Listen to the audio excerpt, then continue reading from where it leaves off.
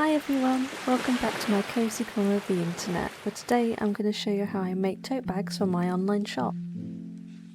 The tote bags that I make to sell in the Cosyspud shop are cream canvas tote bags, and I use a black iron-on vinyl with a soft matte finish.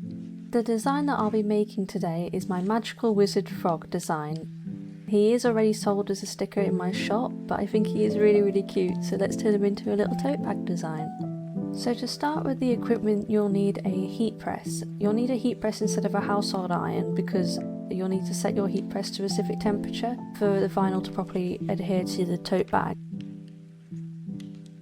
Next you will need a heat pad or pressing pillow. This makes sure that the design is being transferred to the tote bag smoothly with no gaps or other bits of fabric in the way, leaving room for less errors in the process. You will also need iron-on vinyl. There's lots of different types of vinyl that you can get, ranging from a variety of colours and finishes. A vinyl that I like to recommend to start off with is the Cricut Smart Iron-on Vinyl. It's so soft and has a really nice matte finish, and it's also very similar to the vinyl that I now use to make my tote bags. So let's start designing. The software that I always use for designing my products is Clip Studio Paint. To start with, I converted my original Frog Wizard design into a black and white image. Then I started adding other little elements into the design, like a potion bottle and some stars. The canvas size I use for my tote bags is a 2894 by 2812 pixel canvas in a 350 dpi. Similar to making a sticker design, you will need to make sure that you save your design with a transparent background.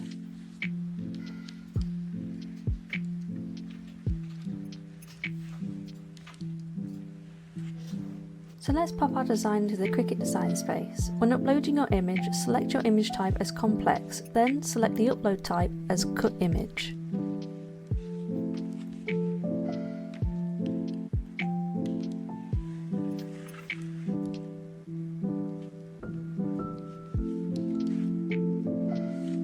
When you have uploaded your image into the Cricut design space, you can resize the image to your desired size.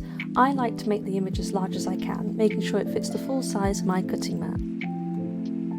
When you are happy with the size of your design, select mirror image, especially if you have writing like I do in this design. This makes sure that when we flip the design to be transferred to the tote bag, we print the words facing the correct direction and not backwards. Now let's get the Cricut machine ready to cut. When selecting the base material, I used the Smart Iron-on preset. You can find this in the Cricut materials library. I use this setting to cut the vinyl that I use alongside the Cricut vinyl that it was made for.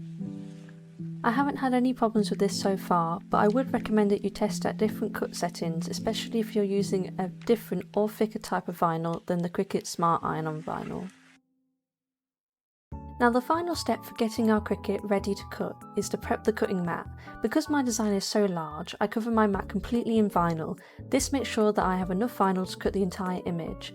I also secure my vinyl down with a little bit of extra masking tape, but you don't have to do this, and if you still have a mat that is new or still sticky, I'm only using it because my mat has lost its stickiness.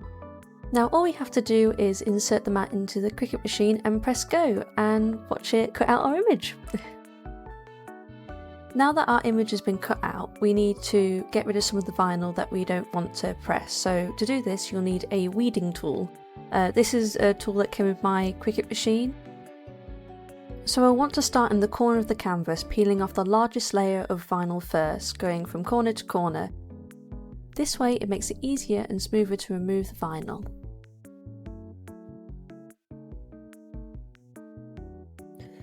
Now that the design is ready to be transferred to the tote bag, we need to preheat our heat press. The heat press that I use is the Cricut heat press.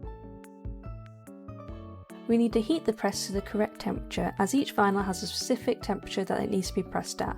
So please look up the correct temperatures of the vinyls that you are using, because the image could not maybe transfer, or you could melt or ruin and damage your tote bag. So here I'm just ironing the tote bag, ready to have the design transferred onto it. This makes sure the tote bag is all nice and smooth, and by heating the tote bag before pressing, this means that there is no more moisture left, or that could be trapped between your design and your tote bag.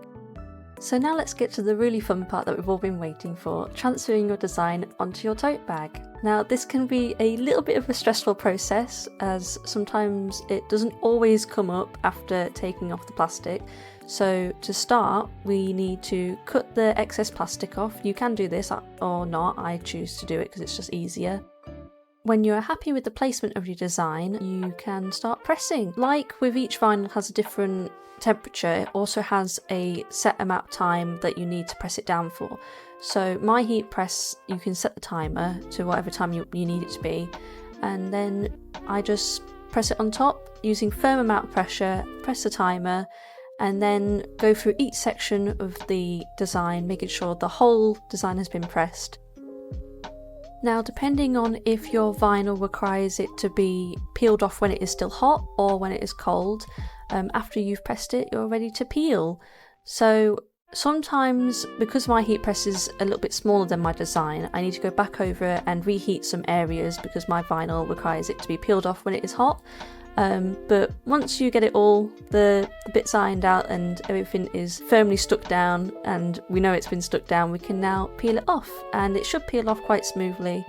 And there you have it, there's the end of the pressing process. So now that I have finished pressing my design onto the tote bag, we have a very cute new froggy design in tote bag form.